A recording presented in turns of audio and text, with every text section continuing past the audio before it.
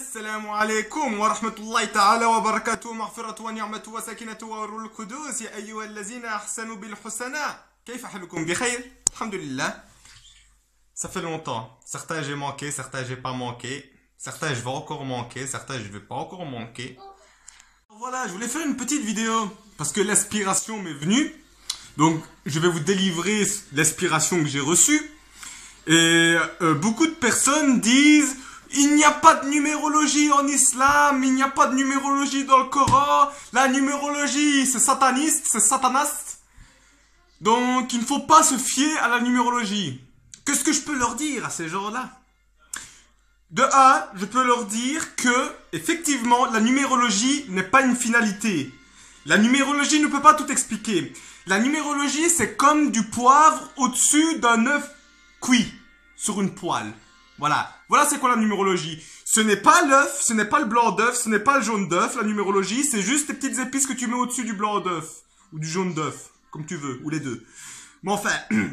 Donc, il faut certes faire attention à la numérologie parce qu'on peut faire dire tout et n'importe quoi au numéro, mais dire que Allah, il ne sait pas compter, que Allah n'est pas un comptable, Yawmul Hisab, c'est le jour des comptes. On se demande c'est qui va faire le jour des comptes si c'est pas Allah, hein?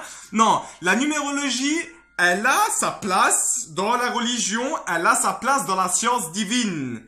Même si ce n'est pas une finalité, même si ce n'est pas le repas. La numérologie. La numérologie, ce n'est ni plus ni moins que des épices en plus qu'il y a sur le repas pour goûter mieux la nourriture divine. En l'occurrence, où sont les preuves que la numérologie fait partie du Coran, c'est-à-dire la science numérique? Je vais vous montrer au tableau. D'accord? À tout de suite.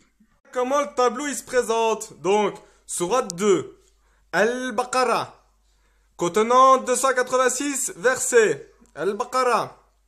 2 divisé en 286 est égal à 143. Mashallah, t'as vu, je suis bon en calcul. Cependant, pourquoi j'ai fait ce calcul? Tout simplement parce que, si on regarde bien, 143, c'est la moitié, donc c'est le milieu de la sourate. C'est la moitié. D'accord? Puisqu'il y a 286 versets, divisé en 2, on coupe en 2, la part en 2, ça fait 143. 143 étant le verset médiane de la sourate. Alif Lam Mim, premier verset. 286, le 286, c'est La yukallifullahu nafsan illa wus'aha. Et qu'est-ce qu'on voit donc au milieu, 143, qu'est-ce qu'on peut lire? Wa kazalika ja'alnakum ummatan wastan. Et c'est ainsi que nous avons fait de vous une communauté de juste milieu. Une communauté du milieu. Donc, excuse-moi, mais ceux qui me disent que la numérologie, ça n'a rien à voir avec la religion de Dieu, ni avec la science divine, ce sont des menteurs ou alors des ignorants. Parce que vous voyez bien que ici, quand on regarde on va dire le milieu de la sourate, qui est 143, Allah il dit « Wa ka zalika » et c'est comme ceci, et c'est comme cela. De quoi que c'est comme ceci, c'est comme cela? Ben, qu'on est une communauté du milieu. Parce que c'est le verset du milieu. Qu'est-ce que tu veux que je te dise de plus? Qu'est-ce que tu veux que je te dise de plus? Ah, le genre de type qui va te faire des vidéos de 2h30 juste pour t'expliquer ça. Si t'es pas assez intelligent pour comprendre ça, vaut mieux pas que je fasse des vidéos plus longues. Mais enfin, sur ce, que ceux qui croient à la numérologie divine fasse passer le message à ceux qui la dénigrent. Assalamu alaikum wa rahmatullahi ta'ala wa barakatuh ya ayyuhallazina muhsinin.